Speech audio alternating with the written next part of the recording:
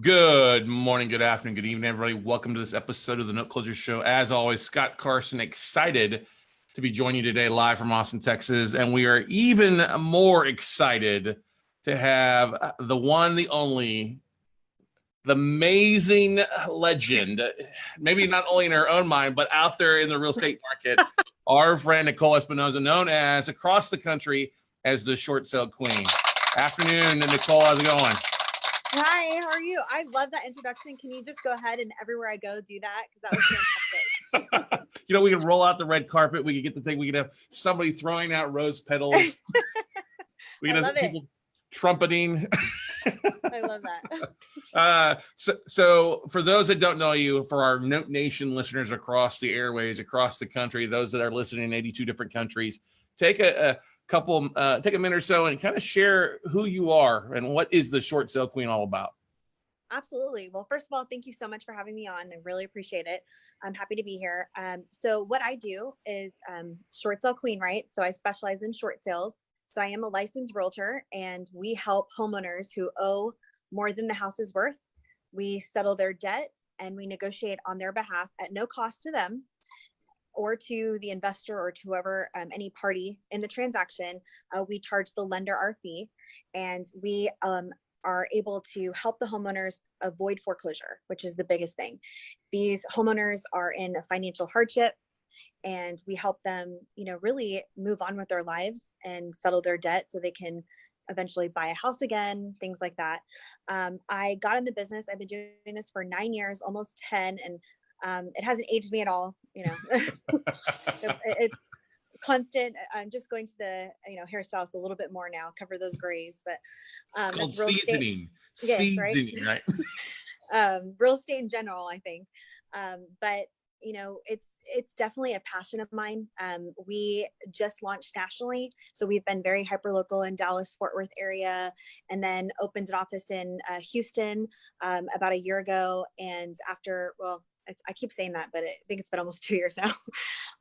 Feels like yesterday, but after Hurricane Harvey, we've been helping a lot of homeowners be able to sell the house as is, because they couldn't afford to sell the house with the condition. But yeah, so I've been doing this almost 10 years, and we average about 80 to 90 a month that we're doing listings that we're helping homeowners. And at the end of the year, our goal is to be at about 150 a month that we're averaging. So with that said, we're working with every major lender that you can really think of, even names that you've never even heard of, and facilitate the process. Our average time frame is 3 months from start to finish, and the industry average is about a year. So it's pretty good if it gets approved. And I think the biggest thing with whatever you decide to do, whether you're an investor, whether you're a realtor, you have to be passionate about it. Like you truly do, because it's a lot of work. I mean, the reason why most realtors stay away, besides the fact that they don't know what they're doing, is because it is a lot more work for almost sometimes the same compensation. So we do a very, very high level of it. And it's my niche. It's all I do. I don't work with traditional buyers. I don't work with traditional sellers. We just do short sales. And so we've been able to be pretty successful at it. Our close rate is 98%. So if it doesn't work, it's not because we didn't try every avenue. Generally, if it doesn't work, it's because a homeowner decided to do a loan modification, or it came to us like 4 days before the sale date type of thing. So good stuff there. So question for you, how long have you been a realtor for? How long have you been an agent? So I got in the industry 9-10 years ago doing foreclosures. I think I've been licensed about 7 years now. Okay. So question for you. I always like to know why short sales, and how did you get invited into that? Because if you've been doing it for a while, it has changed dramatically over the last 10 years, hasn't it? Oh, absolutely. I mean, I still come across investors that were like, I used to have my own short sale department, or I used to do them myself. Yeah, exactly. So the seasoned investors that have been, around the block, they used to be able to process their own short sales, and the guidelines have changed drastically. So when people say, "Oh, I've done a short sale before," I'm like, "Okay, when?" Was it recently? Because just like real estate, things are constantly evolving. They're constantly changing. And it's the same for short sales. There's so much strict. There's more guidelines. Back in the day, you could tell the bank, "Hey, I think, this is a good price." And the bank's like, "Okay, yeah, sure. Let's just get it done." But now it's like, no, we're going to have two opinions. We're going to do this. We're going to do that. So it's definitely putting us through the ringer. The more things they decide to add to the process. But as far as to answer your question on how I got into it, my first job was actually an assistant to a broker that was doing just foreclosures. So REO, real estate owned, we had about 150 a month that we were managing. So it was a very high level, and it was chaos. It was like, figure it out. Just got thrown into it. And I'm Thrown like, in the deep end and swim or drown, right? yes. And I definitely proved that I could swim, but didn't know how. And I remember I was like, what is winterization? What is homeowners this? What is that? No clue. And at the time, the banks didn't either. So the bank would send you a legal description. Like, they couldn't even tell us the address. They had to send us the legal description, and we had to just figure it out. Was somebody living there? What's going on? What's the address? Is there a homeowners association? The list goes on. So, at the time it was horrible and chaotic, but it really set the foundation for what I do now, because I learned bigger picture, how the banks worked, the system. And I swore when I got licensed and left, I was like, I am not doing anything with foreclosures. And then my first listing was a short sale. And it's just one of those things where I'm like, okay, let me figure this out. And I liked the fact that the bank wasn't my client. Mm-hmm. So, and I knew that it was a really hard job, because we were kicking people out on the street. You know what I mean? We had a whole eviction department. I mean, and it was just, you see the things that you see, and because when you go to the houses, we see the worst of the worst. Like, I wrote a book about short sales, but I could write a whole other book about just homeowners and the things that I've seen, which I'm going to do when I'm retired, not now, because I don't want homeowners to not work with me. Right. Well, it's kind of, if you've seen that movie, was it 99 Houses out there? That's based on Florida and what some of the agents were doing. I'm not saying you weren't doing that at all. There's stuff that's going on. And a lot of the homeowners don't know their rights, don't know their options. And that's why, having an agent that's focused just on short sales has built their expertise. As we all know, the riches are in the niches. And you've built your niche in the short sale side of things. It gives you a little bit different flexibility, not only on that, hey, you're focused on this, your lane, you stick in it, but it also gives you a weekend, which most realtors don't have a weekend, right? Yeah, absolutely. I mean, and that's been such a blessing, because I have two kids, and, of course I'm trying to catch up on the weekend, but it's one of those things where I was able to spend it with them. And it wasn't on purpose. It was just, hey, this is a challenge. I like challenges. Let me see if I can figure this out. Because at the time when I was doing short sales, there were no short sale departments. There was just loss mitigation. And it was one of those things where most of the people that I talked to, either in an investor or a realtor, they were like, don't even waste your time. Don't even waste your time. The banks will not agree. You have no idea what you're doing. And so over time, really became the expert just from the hundreds and hundreds and hundreds of transactions of, oh, you know what? I did that before, so I know I can do it again. And it was true experience, because right now I think there's more education than ever. But I mean, that how long has it been? Like, so there was no book, there was no course. I wrote a 2-hour CE class that I still teach sometimes today. And it was the most detailed class that you'll ever go to. And I walk you through the entire thing, not what is a short sale. Like, this is what you're going to deal with. These are the people that you're going to talk to. And there was nothing like that. Even with my book, it's Short Sales Uncensored. I go into a lot of detail, and I barely scratch the surface. And there's such a need for that education, even if you're not wanting to do short sales or facilitate the process, that you have an understanding so that you can better educate your clients. And as an investor, really understand how to talk to these homeowners so that you have another tool in your toolbox. I mean, that truly is, it's all about education. It's all about educating them, and you are the professional. So you're the one that knows, and you build rapport so much quicker because you know what you're talking about. I mean, it just all goes hand in hand. Yeah, I will tell you a funny story. When you and I visited a couple of weeks ago, we could have talked for hours about short sales and marketing and what investors and how the market has changed. I was just on the phone with one of our borrowers, being on the note side of where we now are the bank on us buying the notes, and an investor or the borrower called me out of North Carolina, was wanting to know his options. And I'm like, well, can you start paying on time? Can you bring some extra to the table? Well, I don't know. I'm like, well, then we need to probably talk about doing a short sale or just a cash or keys or deed in lieu with it. He goes, what's that? I'm like, okay, let's start educating here. I need, where's Nicole's book I can send him? Right. But the thing is, short sales, a lot of people are like, oh, the market's doing great, Nicole, especially in DFW. There can't be any short sales out there. That's not necessarily the truth, correct?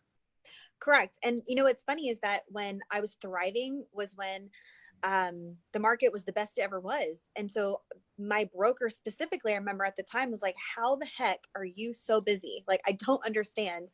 And it's because people have this misconception that because the market, the prices go up, that automatically people are no longer upside down. But what they don't understand is that as long as a homeowner has a financial hardship, there will always be short sales. Because when you really dive into it and you talk about loan modifications where people are behind for years, that's their equity. I mean, the bank is not forgiving. Just because you're not making a payment does not mean that the bank is, not adding to your principal or adding to, the back of the note. And even people that have done loan modifications, I mean, it's a great concept in theory, but it automatically puts you in an upside down situation because of all those fees and everything like that. And so back in, 2015, 2016, last couple of years, the people that we were really working with were the borrowers that were 3, 4, 5, 6 years behind. And even though the market prices increased in DFW, because we have a very strong market here locally, it doesn't matter. I mean, the prices could go up 20, 30,000. There's still 100,000 upside down. I mean, it's insane the things that we've seen where you'll see an unpaid principal balance at 150 and the payoff at 250. And you're just sitting here like, how is that even possible that they're allowed to charge that much? But that big stack of paper at closing, you gave them permission to do that. So there's that. Mm-hmm. Yeah, I was working with another realtor up in Chicago, who's a student of mine this week. I was looking at a note deal where the unpaid balance was $550, but the payoff was $1.1 million, and the bank wanted $962 for the note, more than the unpaid balance, but less than the full payoff because the asset was worth $1.5 million. Yeah. And that's what most borrowers don't understand, because obviously people in this situation, they're just desperate. And that's how they end up, doing multiple loan modifications because they don't see the bigger picture. And really, most people are better off just selling right away. I mean, they truly are. But they're not explained that once they sign, you do the loan modification, that their balance increases significantly. If it's an FHA loan, they're adding a HUD lien. And so they go to sell it and they're like, oh, I didn't know about this second lien. I'm like, well, that's how they're able to do the loan modification. So it's a lot of that. Yeah. Now let's talk a little bit about all the things that go into a short sale package. Is it still as crazy as it used to be with both tax statements and 2 years of taxes and hardship letters, and you got to have it listed in an offering before you can start the short sale? I think a lot of people don't realize that there's quite a stack of papers that have got to go into it to just kind of get it started across the starting gate, right? Absolutely. I mean, you should see my printing bill, like all the paper and ink that we have. I mean, we are I always make a joke that we're the only real estate agents that don't get to be paperless. Like everyone else is like making jokes on Facebook about what's a fax machine. I'm like, really? Like, but we have, an e-fax and things like that, because that's how the banks communicate, right? So that's what we have to do. But yeah, I mean, there's definitely a lot to it. We have our own custom packet because we've been doing this for so long. So we know exactly what each bank is going to need. But some of the basic stuff is definitely a hardship letter that you have to identify what is the reason why you fell behind. So the bank doesn't want a 5-page essay. They just want short and sweet. Like if it's a divorce, we now know that there's the same income, but now 2 set of expenses. So that's a hardship, things like that. And then the date when your hardship started. Then they want all of your financials, your last 2 months of bank statements, your last 2 of pay stubs.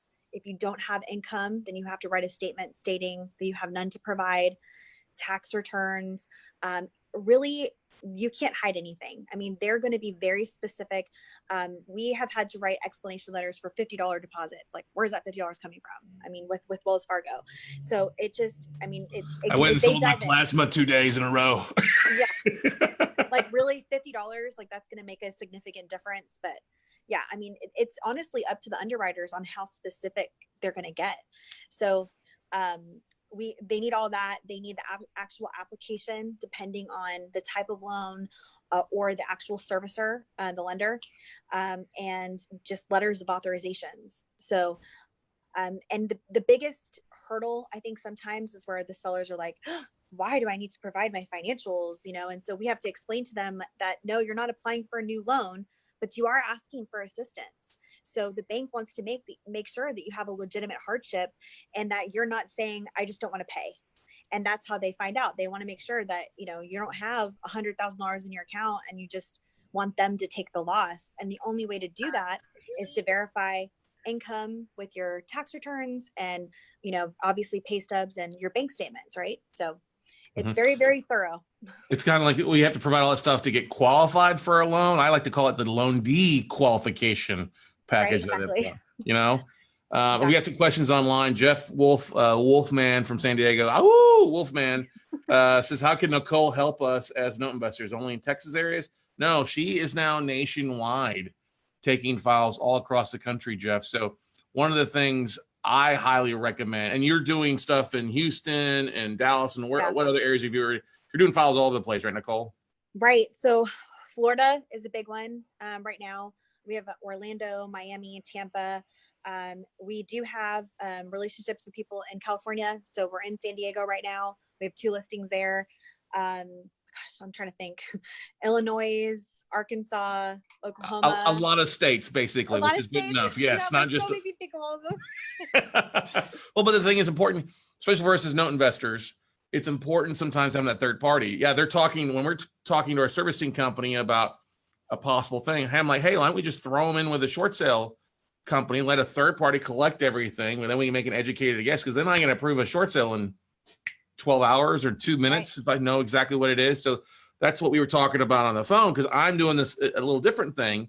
Right. And I talked about this at my note mastermind this weekend with 40 investors that came in from across the country. I'm like, hey, if you've got a great short sale agent, talk to them, find out what banks are holding those files, and then target the banks to call to see, hey, use that lead that you've got, hey, trying to buy that note, but it also becomes a warm lead towards future deals that we can say, hey, Nicole, you want 40 other files with the same bank? And it's a true win-win across the board.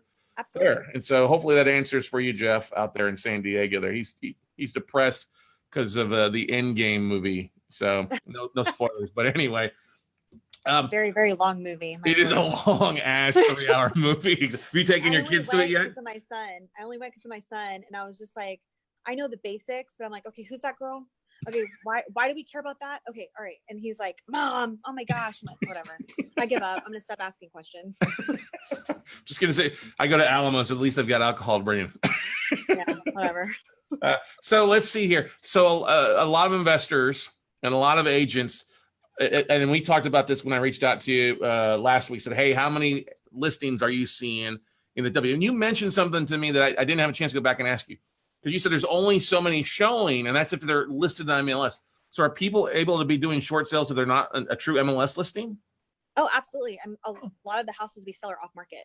Really?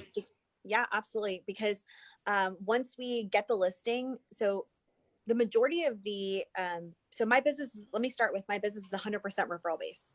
So I don't market to homeowners, none of that. So all of the 80 to 90 listings that we're doing right now, either an investor is the one that's referring it to me, or it's a licensed realtor, because they're the ones that are coming across these homeowners. So with that said, if an investor comes to me and says, hey, I've got this lead, then they're already interested in buying the house. So once we have a contract, we send it with our short sale packet. So we don't need to put it on the market because the homeowner has already signed the contract. We don't have to put it on the MLS. If the bank requires us to, we will. But because we already have a contract, we're able to bypass that requirement. Nice. I did not know that. That's a new nugget there for me. Hang on here, nugget. For me out there. Love the sound effects. Where do you see with the referrals? What's the biggest hardship that people are? Is it divorce, job loss, sickness? What do you kind of see as the breakdowns for hardships from the owners of these properties that you're dealing with? A lot of it's divorce. It probably is one of the top hardships. But honestly, it's insufficient income. So it's where they had a higher paying job, or, I mean, to be completely frank with you, most Americans, I'm sure we all know this, they live paycheck to paycheck. Yeah. So it doesn't take much to have a situation where you're 1 month behind and now it's a domino effect. Most people can't afford to catch up more than 1 month. So what happens is they fall into that trap that they're now 2 to 3 months behind. They have no way of catching up. And then the bank's sending them the loan modification paperwork. And it's this whole thing. So I probably get more people that have insufficient income than anything else. I mean, I think that's a safe thing to say. The next would be divorce, and then just excessive debt, bad situations where they overpaid or overspent. A lot of people that were desperate for homeownership, which I think that's what we're starting to see this next 2021 is people that were, especially here in Dallas. And I know that, we've had this whole market boom the last couple of years where people were overpaying. They were at the top of their budget and they were paying the difference between the appraisal because they wanted the house so bad. And all it takes is one thing to happen to you. You lost your job for 1 month, or somebody got sick, or you're separated, and that's it. You can't afford it anymore. We don't see really adjustable rate mortgages anymore. So that's not really a thing, but it's a lot of the fact that they overspent, like they were already at the top of their budget. So now it's so true. There's 1.9 million homeowners with traditional banks that are at least 30 days behind their mortgage already. 85% of Americans are one missed paycheck away from being in default. It's kind of scary out there. I'm sorry, what was it? I said, I totally believe it, because the people that we see, I mean, we break down their monthly expenses. So I go over everything. And I mean, you'll see people that'll spend $2,500 going out to eat. Their mortgage is $1,000. So it's just one of those things, just money management, and they don't save. And or the other common thing is that the house needs repairs. So in those situations, they are like, well, it was either fix the AC or pay my mortgage. And so they're at that situation where they don't have extra funds. So they're taking the funds from what they would use or allocate for the mortgage to fix the house. So that's another common thing that happens. Yeah, that totally makes sense. I just don't have the extra cushion or the extra savings for things. Like one of the things we've seen is they're putting everything in they can to get that budget on that budget payment. And then they're working the extra hours or the overtime. And then when they get cut back in hours, overtime's not guaranteed. They fall behind. Now, one thing we've seen too in the past, and we're starting to see a little bit more, but is all the new homes that are being built where people are getting the budget with a low tax appraisal. And then when their tax appraisal changes, especially the first part of the year, and now it's taxed at the full value of the property versus just a lot, probably starting to see some defaults from that too, huh? Oh, absolutely. I think I can't remember where I said this, but a lot of the referrals that we're getting in the last 6 months are new builds, 2017, 2018, like you're saying. And it's not only that, but it's also the fact that they put nothing into the house. So they were putting like $1,000 and that's it. You did this off your Facebook Lives you were doing driving one morning. I think you were talking about that actually. Yeah. Well, there you go. There you go. Like I said it somewhere, I swear. You said it somewhere and I think, I think I commented on it. But that's so true that they're putting nothing down. We did have a mortgage company here in the office that just moved out, and they were talking about that, how they're doing 100% financing, 520 FICOs. Their company's donating the down payment for the FHA loan. Oh my gosh. Some people just shouldn't buy a house. Like I know that as a salespeople don't want to hear that, but It's just true. If you have a 520 credit score and absolutely no money, how is that financially responsible? Like it just doesn't make sense to me. But I have to look at it as we're like a hospital, and I can tell you all the time not to eat bad, but you're going to eat bad, so we'll fix you anyway. Whatever. Well, I would say you're in a hospital. You might be in the trauma ward. We're totally trauma. You can ask Stephanie in my office. We're definitely like, yeah, it's how it feels sometimes. Now let's dive back a little bit. Now, when you get your file folders or get through the money drama with dealing borrowers, and they've provided a clean file to you, are you still having to fax these over to the banks? Do most of the banks have an online system like Equator or something like that you can use to upload now, or is it all just depends on the or it depends on the lender? It depends on the lender, but I want to say about 80% of them are faxed. We have an e-fax, so yay 2019. But so we're definitely not standing there at a fax machine, but we basically upload everything into a PDF and then just fax it online. So everything's done electronically, but yeah, everything's fax. Even the lenders that are using Equator, a lot of times to open it up, you're faxing it in and then they're assigning you an Equator, which doesn't make any sense, but whatever. Doesn't make any sense. Yeah. Now, Equator was started by Bank of America, if I remember correctly, right? And added on by different companies that started using that. Is correct? Well, yeah. So Bank of America actually was using it for REOs. So when I was doing foreclosures, that's all we did, like through all of our REOs. And then they adapted it for their loss mitigation for short sales when that became a thing. And then it was Aquin and Mr. Cooper, which was Nation Star. And so it's the hard part was, I remember when Chase first was adapting to it, none of the negotiators would use it. And it was like, you have to do it. But they were so used to their emails and stuff. And it was like, oh my God, guys, get on board here. Like, so it's great if they would actually utilize it. But a lot of times we're still emailing outside of Equator. We're still doing a lot of stuff because we're like, hey guys, come on, we're not just another file. Like we need to get this moving. Mm-hmm.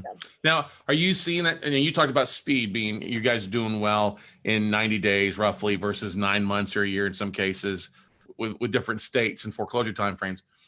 What do you think has been, without giving away the secret sauce, what do you think has been your biggest asset when it comes to being successful at 97% of the time? Is it just that you guys follow up on a regular basis? And if it is, would you talk a little bit about how much of a follow up is needed of short sales? Yeah, absolutely. So I'm an open book. I don't think there really is a secret sauce. I think that, I give away, I teach classes and I tell you exactly how we do it. I think the difference is that we don't give up, we're tenacious and we're consistent, right? So most realtors or people that are doing this, they either, if they get no as an answer, they're like, okay, the bank said no. I'm like, well, it doesn't work that way. So we try every avenue. And like I said, I mean, if it doesn't work, it's something that's just not in our control. Like the seller deciding to stay and the bank approved them for a loan modification. And even if that doesn't make sense, I mean, we're always going to do what's best for the client, right? Sure. So if you feel like that's what's best for you, then no problem. And truly, if you qualify for a loan mod, then you wouldn't qualify for a short sale anyway. But it's very rare that happens because we do pre-qualify the homeowners, because I'm not going to spend 3 months time, money, and resources if we're not getting to the closing table. That's just the reality. But as far as what makes it different, I mean, like I said, we're tenacious. So we know with experience, Bank of America is this way, Wells Fargo is this way. I mean, it truly is down to that, because if you do a Bank of America short sale and then you do a Wells Fargo or Aquin or whatever, you're going to have a completely different experience. And do you know what type of loan it is? Because if it's an FHA versus a conventional, how do you get through the process or get it moving? You know what I'm saying? So there's so many variables to it. It's not like traditional real estate where you're like, hey, let's put it under contract and, it's very straightforward. In the short sales, it's a whole other world. So if you're not in the world, you have no clue. Like we're kind of right over your head, So what are some of the biggest mistakes that you see agents making? Is it like listing the property for full value, or like you say, just giving up at the first no? Or what are some of the things that you see routinely happen?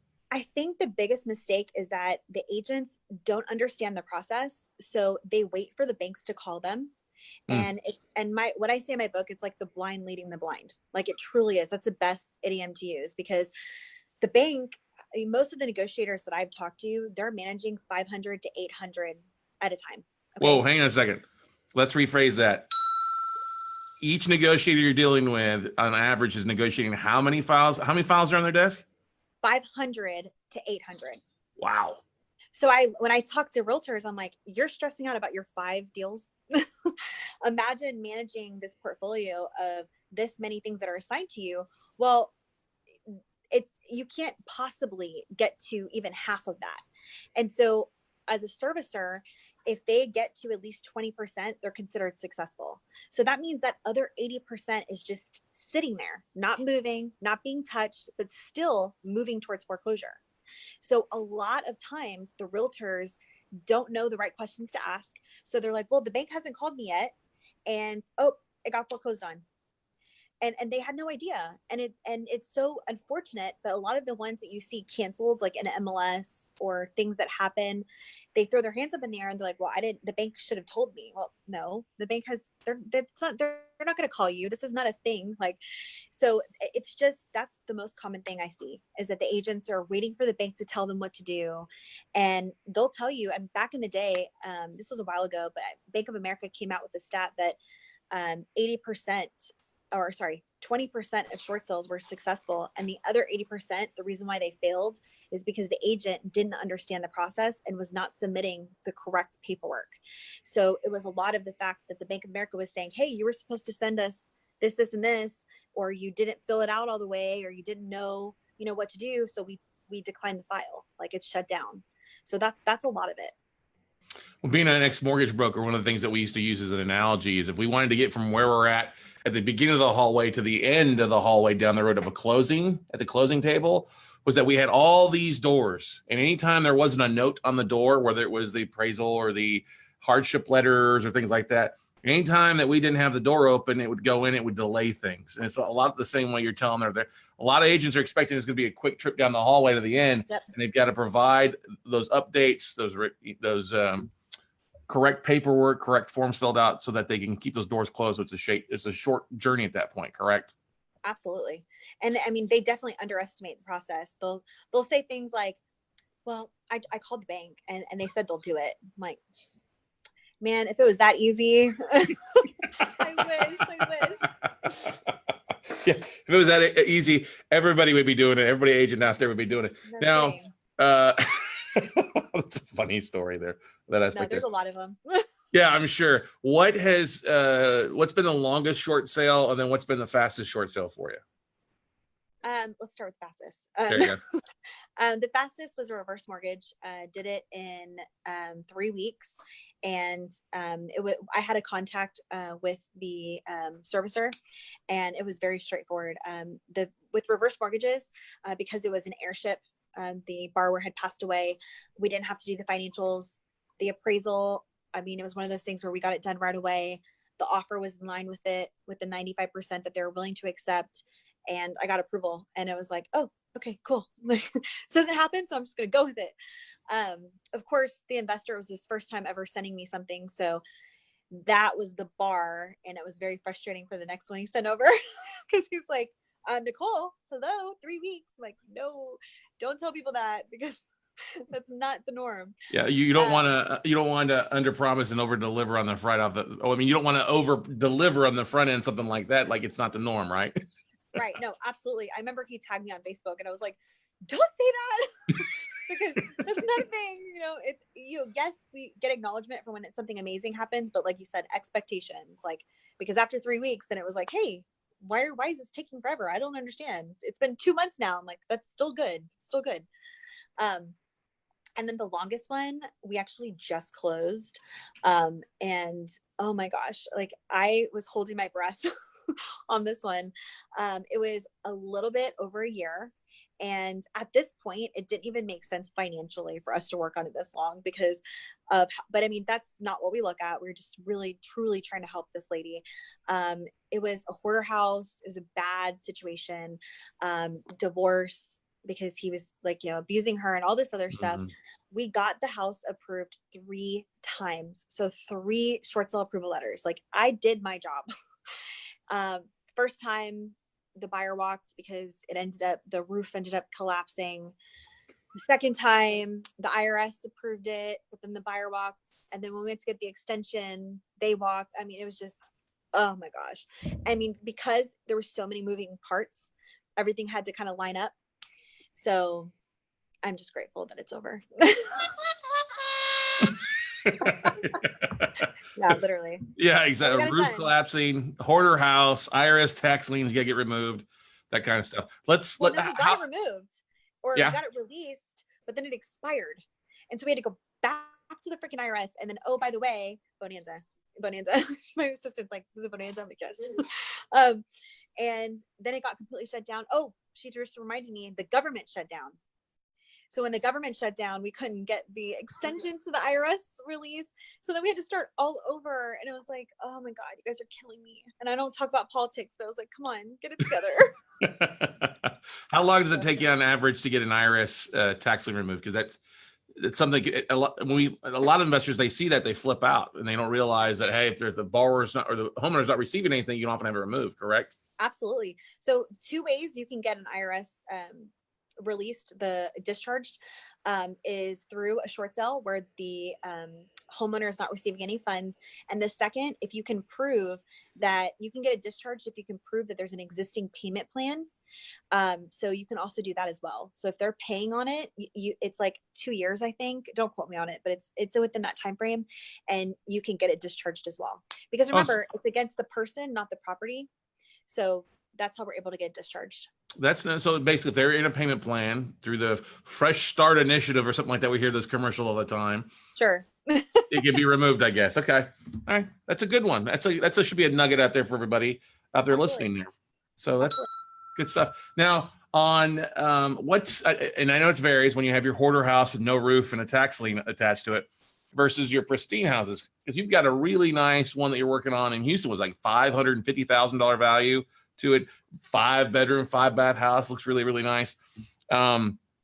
What's the average if it's a good looking house? Let's just put it that if it's a good looking house, doesn't need much work. What kind of percentages are we talking about that you're negotiating them down to? It's probably not 60 cents on the dollar or 50 cents on the dollar anymore, right? What are you seeing them at?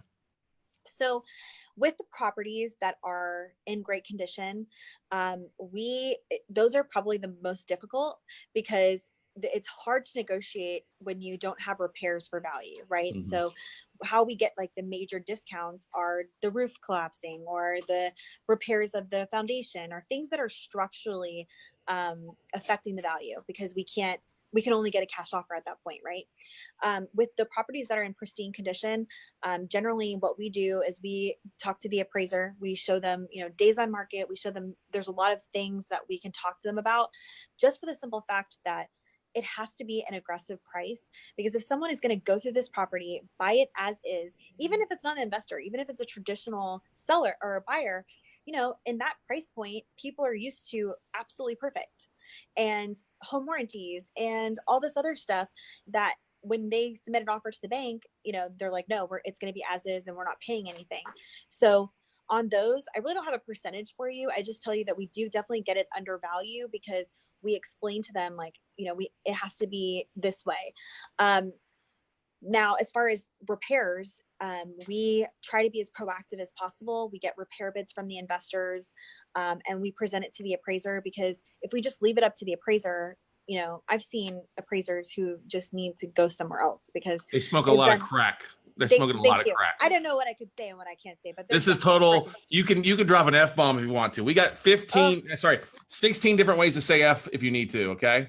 Oh my God, that's amazing. But like literally just shitty people, right? Like I had this guy who I asked for a copy of the appraisal and it was $1,000 for the roof. I'm like, in what freaking world can you get a roof for $1,000? Like, it's just bullshit. I'm like, and I try to reason with them from like a common sense perspective of, look, I know you don't care, but whatever, I have to actually sell it at this price.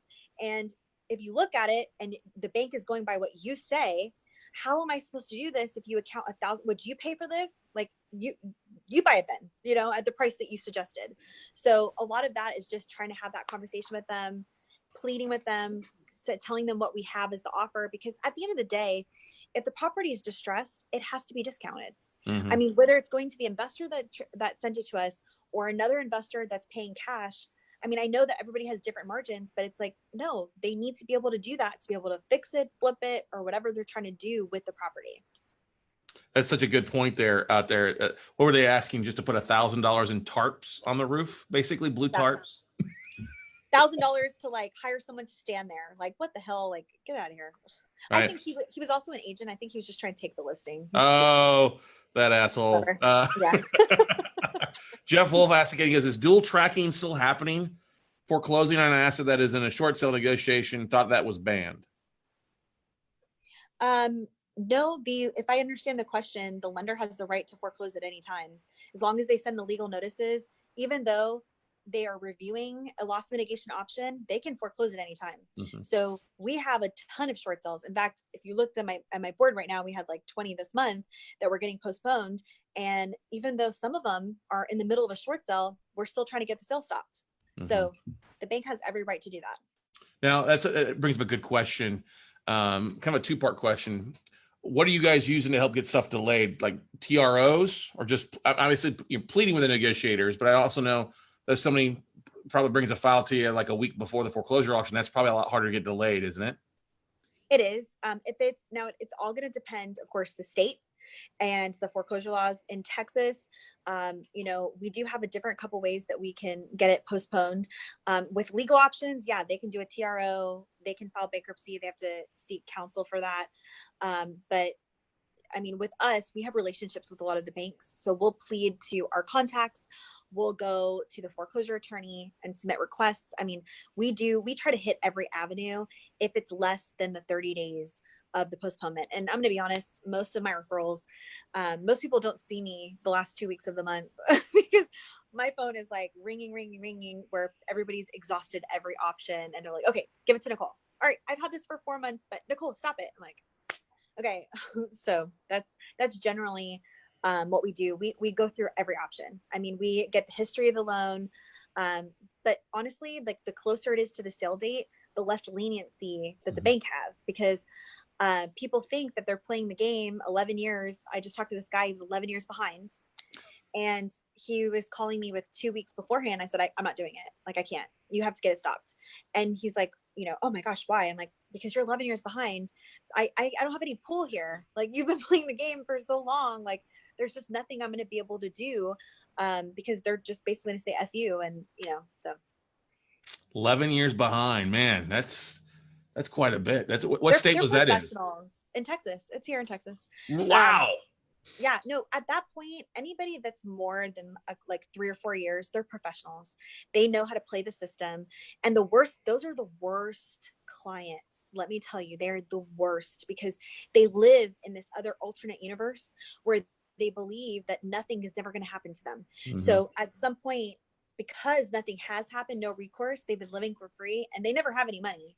So it's not like they've been saving for 11 years, but they just think that, oh, don't worry, I'll get it stopped. I'll call them. No, don't worry. I'll just file bankruptcy again. But it eliminates their options. And it's so short-term thinking, right? Because after that, then what? Like, you can't do anything. And if it's a certain type of loan, like if it's an FHA loan, now they have a HUD requirement that you can't be more than 4 years behind to be reviewed for a short sale. So if it's HUD, you're out now. Now all your options are gone.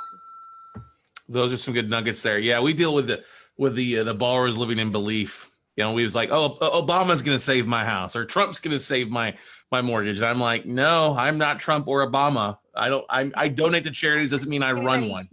Yeah. Show me the money, Jerry Springer. Not Jerry Springer, Jerry Maguire scream. But it is a lot of Jerry Springer drama, though. I was like, where's he going with Jerry Springer? Well, I've often found on a lot of the houses that we foreclosed on or we end up taking back, there's always a big screen TV, but no books. You know what I mean? So much truth to that. There's so much truth to big screen TV, 3 or 4 Nintendos or Xboxes or whatever. Everybody has a cell phone. Everybody has an iPhone. But yeah, no, I know. It's unfortunate. We say that, but then we also see people with legitimate hardships. So it really does go both on both ends. But unfortunately, those clients, those are the worst. I mean, they truly are to deal with, because it's a lot of it is rewiring and setting their expectations of reality. And sometimes I'll tell my staff, I'm like, they need to get foreclosed on. I'm like, they literally need to get thrown out to understand, like, the world again, you know? They need a shock to their system to come to reality. I totally agree. You can't help everybody. You can try to help those that need, but some people don't need to be helped because they're their biggest and worst enemy. Now, and you can't help people that don't want to help themselves. Great. Yes, you can't help those that won't want to be helped. That's awesome. Now, question for you.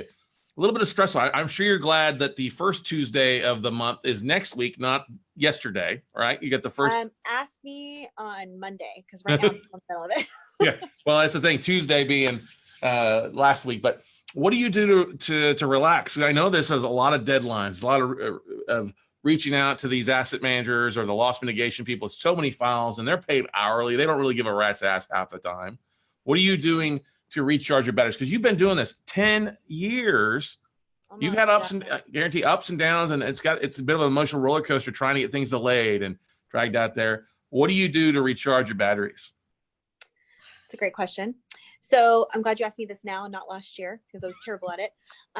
Yoga has been like life-changing. Like the idea of, you know, I'm a lot of things. I'm running this business. I'm working with the bank. I'm doing all this stuff, but I'm also a mom. Mm-hmm. So it was almost like everything was first, right? Instead of me. And when I go work out, when I go do yoga, when I do that thing, it's a mental thing. It's just, it wasn't even about losing weight. It was more like not having to look at my phone.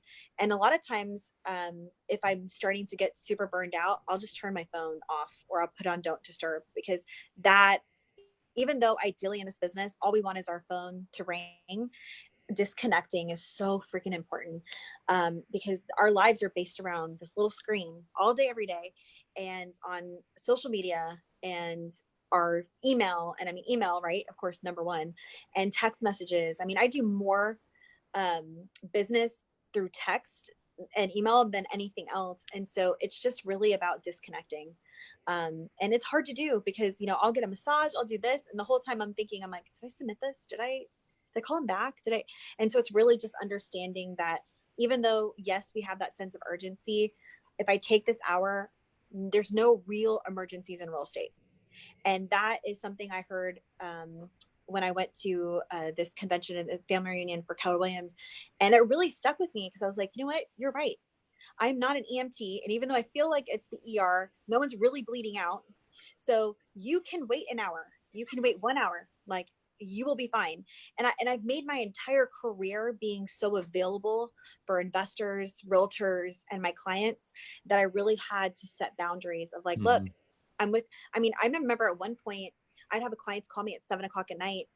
And it was one of those things where I'm like hiding in the closet because my daughter's talking and my son, and my daughter was so young at the time that it was like, she didn't get like, shut up, you know, stop it, I'm on the phone. And so I remember one time I was like, I'm not doing this anymore. So I answered right in front of her. I'm like, oh, I'm sorry. That's my daughter, my 1-year-old daughter. And, oh, should I call you tomorrow? Yes, you should call me tomorrow. Because you're asking me a question that you can talk to me during the day, and now you're messing with my time with my family. And I understand you're stressed out about this, but I had to put those boundaries. And once I did that, and I'm not perfect when it comes to that because I'm very much a workaholic, but I think that's just the entrepreneur in me, like always trying to create and build. But that was the biggest thing for me, for sure. That says a lot, because that's with the systems these days. Yes. And I imagine one of my favorite tools was Slide Dial. Was still to this day is Slide Dial, leaving voice messages for people. I didn't want to have a 50-minute conversation. I needed 50 seconds, right? Yeah, no kidding. Gosh, we have so many of those clients. Me and Stephanie, she's my office manager. We joke all the time. We're like, Wednesday, we don't have to have a 45-minute conversation with that seller anymore. We're almost done. So, yeah. You know, those people that just love to talk. You're just like, come on, I gotta go. There was one time I had somebody on the phone talking about, and I'm sitting here in my office, like, I gotta go to rest. So I just put it on speakerphone, left the phone, went to the bathroom, came back, got a cup of coffee, came back, and they were still rattling on. Didn't even know that I was gone. They didn't even need you at that point. They didn't need me. Yeah, I wanted to just send them a photo. Say, hey, just talk to the photo. You don't need to talk to me, right? Right. So you got a team. You got an amazing team out there. How big is your office there in DFW for you? You got Stephanie there to the side there, your right arm, right? Yep. She's definitely my right hand. Could not do it without her. Would not want to. Would not have sanity without her. And I've got 4 VAs, virtual assistants, and then a full-time assistant here. And then I have agents on my team, so that do traditional real estate. And I have one, two, three, I have four. Like, how many agents do I have? I have 4 real estate agents on our traditional team. That's awesome that you're using VAs. Is that in a lot of the document collection and uploading faxing aspect of it and tracking that Yes. for the most part? So the longest part of our process, honestly, is staying on hold. Like, it truly is. So when I put the really, I knew this was gonna happen. I see. You're good. Sorry about that. When I put the systems in place, it was really about streamlining where can we best, where's our time better spent? And that's just honestly a constant thing that's evolving. So as we scale, it's being obsessed with the process. And that's, I mean, you can ask Stephanie, I'm just like, okay, so I thought about this, like, what can we do with this? And so the VAs really help with that. They don't do any actual negotiations or any real, anything that really matters in the sense of communicating with the banks. We're literally telling them, this is what we need you to do. Stay on the phone with Wells Fargo for 45 minutes and just make sure they got our fax. Make sure that they saw our email, because a lot of it is just staying in front of them. Mm-hmm. So that we don't have to worry about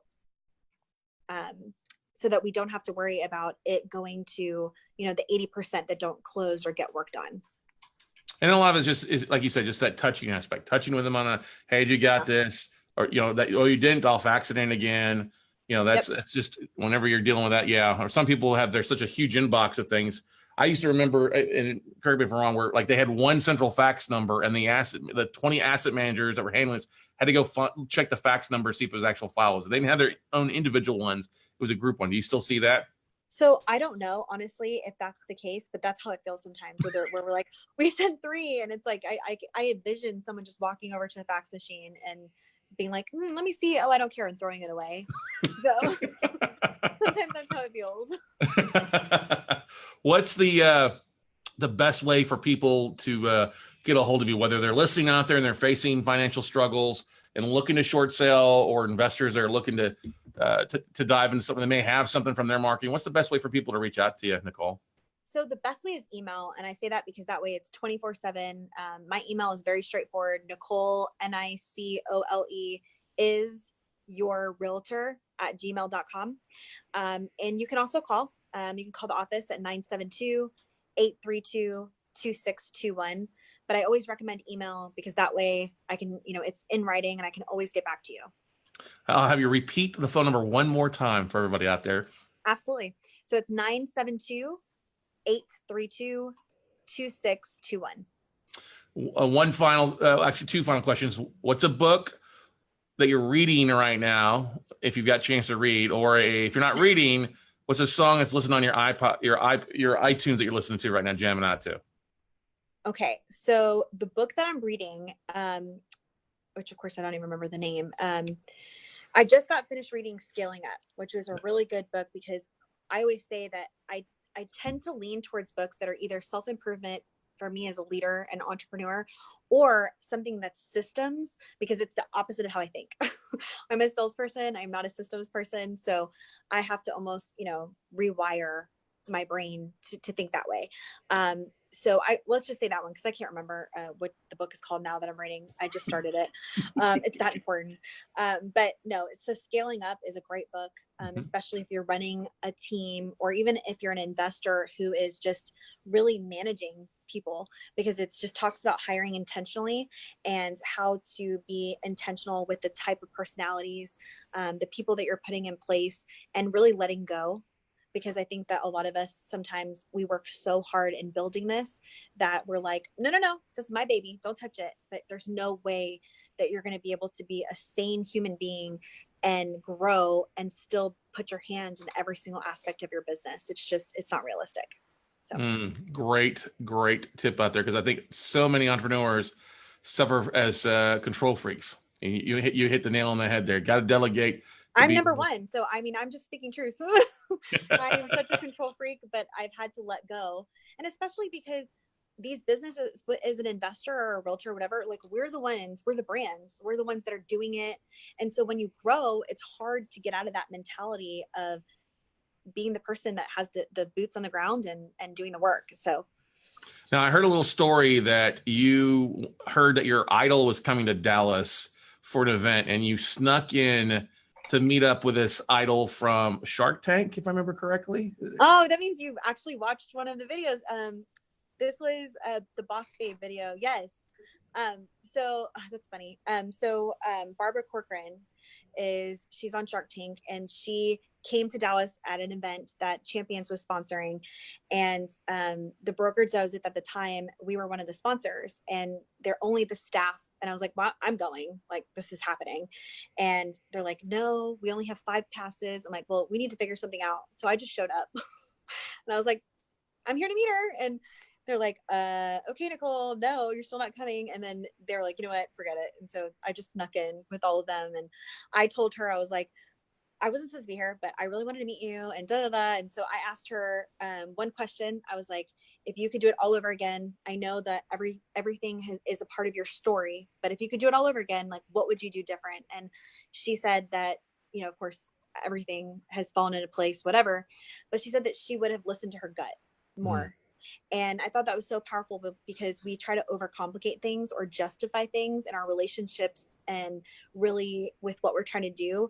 But if we would just stop and listen to our intuition on if we have a great idea, or, you know, with our business, I mean, we would get there a lot faster. And anytime I've ever been screwed over or something has gone south is because I didn't listen to my gut. And so I thought that was really powerful and simple, but powerful. It is. I think you're right about that. We may not be animals, but we've definitely, I think our gut is our sixth instinct out there to help us out there to overcome obstacles, or really anything. It's our compass to point us in the right direction a lot of times. So, Absolutely. good stuff. Well, once again, guys, you heard it here. Check out NicoleIsYourRealtor@gmail.com if you want to reach out to her. Do not be calling her after 7 p.m. at night, Central Standard Time. Oh man, I did not say that story for that, but you know, whatever. I'll get back to you the next morning. No, that's exactly right. Next morning, next day, whatever. Check it out. She's got the book. It's on Amazon too, right? Short Sales Unscripted. Short Sales Uncensored, and Uncensored. Sorry. Next week it will be live on Audible, so you can buy the physical book, and it'll be on Audible next week. So I'm very excited about that. Congratulations! I know you've been working on that. So good stuff. Thank you so much for taking time out of your busy day. I know you've been busy. Your phone's been ringing there with people trying to get a hold of you. Thank you so much for coming on the Note Closure Show. All righty. My pleasure. Thanks for having me. Bye. Anytime. All right, guys, that's going to wrap it up for this episode of the Note Closure Show. Once again, you got some great nuggets there from Nicole sharing why she is the short sale queen and doing things across the country, and some great tips to keep in mind if you've come across a deal either through direct marketing or you've got a borrower that you've bought the note on, that a short sale might be the option for you as well. So go out, take some action, make some things happen, and we'll see you all at the top, everybody.